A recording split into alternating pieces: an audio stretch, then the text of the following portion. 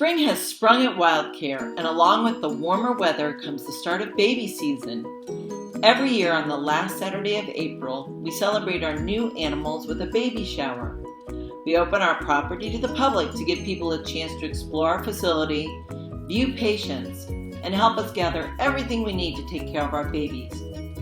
This is one of the biggest fundraisers of the year, and the donations and supplies brought in through Baby Shower help us meet the needs of thousands of wild babies that will be brought to Wildcare this season. Due to health concerns associated with the COVID-19 virus, we are again limiting the number of visitors to the center. So, we've decided to go virtual. We're celebrating Baby Shower all week long with special video tours premiering every day here on Facebook. Today, we're kicking things off in our Mammal Nursery, where we take care of our squirrels, possums, and skunks. It's 9 a.m., which means our animal care staff is an hour into the first feeding of the day. The first thing staff do is stimulate the youngest babies. Some babies are so young that they can't go to the bathroom by themselves, and in the wild, their mothers would help them. So our staff use wet Q-tips to stimulate the babies so they can go. Afterwards, each baby is fed an amount of formula proportionate to its body weight. The formulas we use are specific to each species so that we can ensure they get the nutrients they need without creating any digestive problems. Our animal care staff use 1 cc or 3 cc O-rings to measure the formula and use miracle nipples to replicate feeding from a mother. We can get up to 5 squirrels in a group, and it's important to make sure everyone is fed, so staff sometimes use covered plastic picnic baskets to hold squirrels during the feeding process.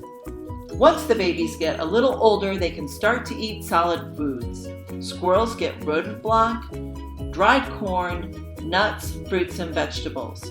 Skunks and possums eat fruit and veggies too, but younger skunks and possums also receive canned and dry cat and dog food to supplement their diet. For young animals, we often place the food in container lids short enough for babies to get their heads in so they can start to teach themselves how to eat independently.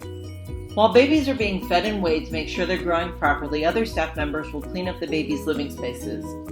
We wash dirty spaces with Dawn soap and water using scrub brushes and hand towels. For really bad messes, we sometimes need to use a paint scraper to get it off. After we wipe everything down, we finish cleaning by spraying everything with a diluted rescue disinfectant. Once everything is dry, we can set up clean housing spaces for the babies. Our youngest babies start in incubators where we can maintain their temperature and humidity levels. The most important thing we can do for these little ones is keep them somewhere warm, soft, and quiet. Each incubator has a hand towel, at least one fleece, and sometimes a little knitted bed. Once they get bigger, babies move into our bassinets. Bassinets each have a bath towel and a few fleeces.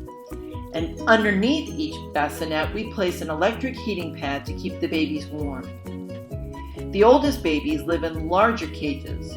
All of our cages are donated, and we have to be careful to make sure the holes in the cages are small enough that babies can't fit their heads through. The cages are important because they let squirrels and possums climb regularly and build up muscles and the balance they'll need in the wild.